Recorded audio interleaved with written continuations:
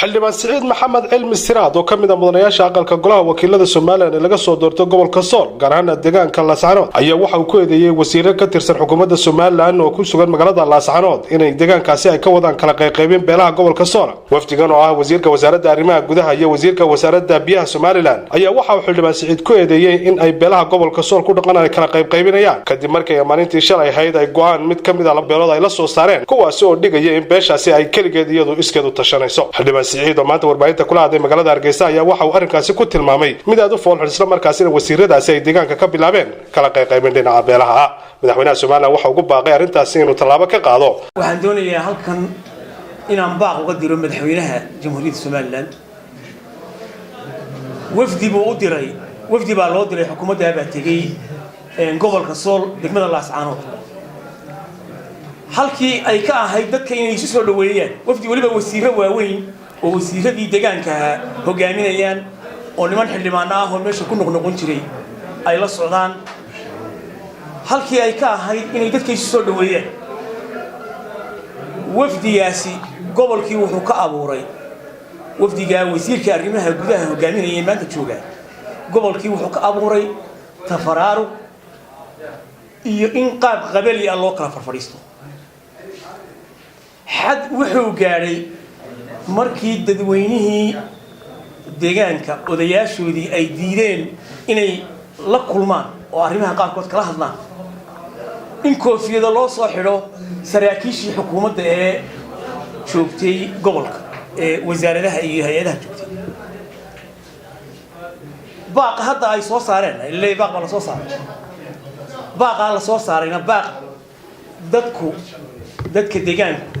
iyo odayaashii ay qayb ka yihiin maahay waa baaq ay isla saxeexdeen wafdiga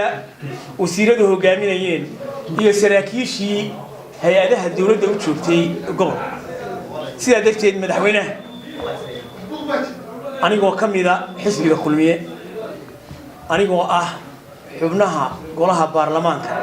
ee taageersan xukuumadda madaxweynaha waxaan ka codsanayaa arrinta gobolka dib loogu noqdo in dib loogu noqdo ayaan codsanayaa. sidaa darteed waxaan leeyahay odayaasha wasiirada ah iyo ragga meesha tegina war dadkiina u tura dadka in la kala qaybqaybiyo maaha in reer loo kala farfariisiyo maaha inay inagu soo noqoto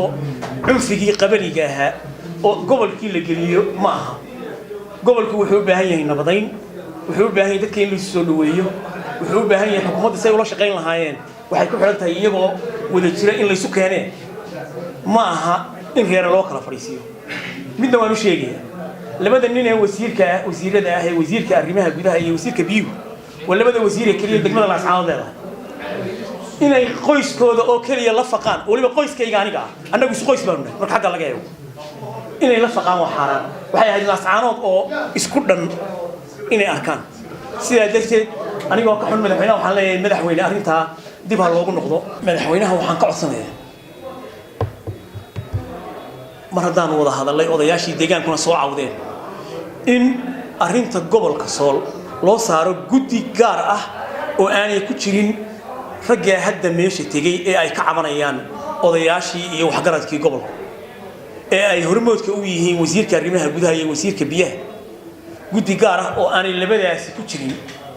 iyo ragga kale ee la socda ee xukuumadda iyo golayaasha ah in loo saaro madaxweynaha ka codsanaya.